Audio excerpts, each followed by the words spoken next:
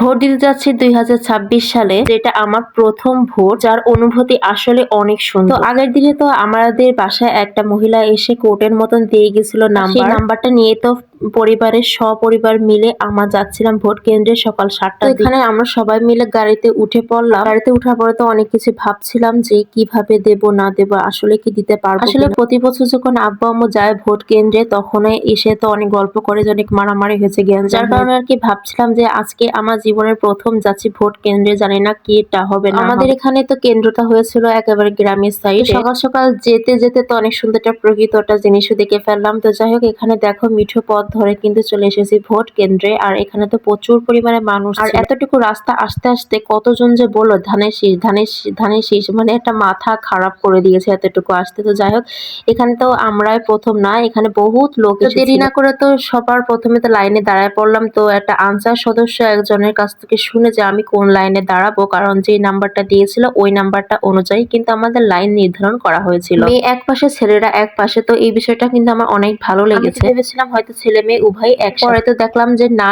এরকম না। যাই হোক, এই বিষয়টা আমার খুবই ভালো লেগেছে। আর আশপাশটা ছিল অনেক পরিষ্কার পরিচ্ছন্ন আর অনেক শৃঙ্খলা বজায় রেখে কিন্তু সব কার্যক্রম হচ্ছিল। আমি তো কত ভয় পেয়েছিলাম যে মারামারি হয় কিনা, তো কোনো রকম কোনো সমস্যাই হয় নাই। আমাদের সুন্দরভাবে ভোটটা দিয়েছে। আমার তো মনে হলো যদি এরকম সুন্দরভাবে শৃঙ্খলার সাথে যদি ভোট কেন্দ্র থাকে, তাহলে তো আমার মনে হয় সবসময় মানুষ আসবে আগ্রহের সাথে। যাই হোক, যেখানে ভোট দিয়েছিলাম সেখানে আর কি আমার ফুপু ছিল ওই রুমে। তো সবাইকে নাস্তা দেওয়া হয়েছিল, তো যার কারণে আমাকে বললো যে তোর মেয়ে খেতে। একটা ভ্যান পাওয়ার সাথে সাথে তো আমি উঠে চলে আসলাম, তাও আবার পা ঝুলাতে ঝুলাতে ভ্যানে করে। আসলে এই অনুভূতিটা অনেক সুন্দর, আমার তো বেশ ভালোই লাগে ভ্যানে উঠতে। আর যদি দুই পাশে এত সুন্দর গ্রামীণ পরিবেশ যদি দেখা হয়, তাহলে তো কোনো জবাবই হয় না। আর এখানে তো আমরা আসছিলাম, আরো অনেকে যাচ্ছিল। এখন কিন্তু অলমোস্ট 10টার উপরে বাজে, তাও কিন্তু ভিড় এখনো প্রচুর পরিমাণে। এরকম ভোট চলবে অনেকক্ষণ, প্রায় 3টা পর্যন্ত। আর এদিকে দেখলাম ভোট কেন্দ্রে যাতে বা আসার পথে কিন্তু দেখলাম এখানে অনেক মানে মেলা মতন বসেছিল, বিভিন্ন ধরনের খাবারের জায়গা। এমনকি অনেকে দেখলাম স্ট্রেস করে বসে আছে, তাদের প্রার্থীর বিষয়ে মানে কথা বলছে বিভিন্ন ধরনের। তবে এই জায়গাটা কিন্তু ভোট কেন্দ্রের অনেকটাই কিন্তু দূরে। যাই হোক গাইস, তোমরা কারা কারা ভোট দিয়েছো অবশ্যই কমেন্ট করে জানাবা। তো আজকে এই পর্যন্ত,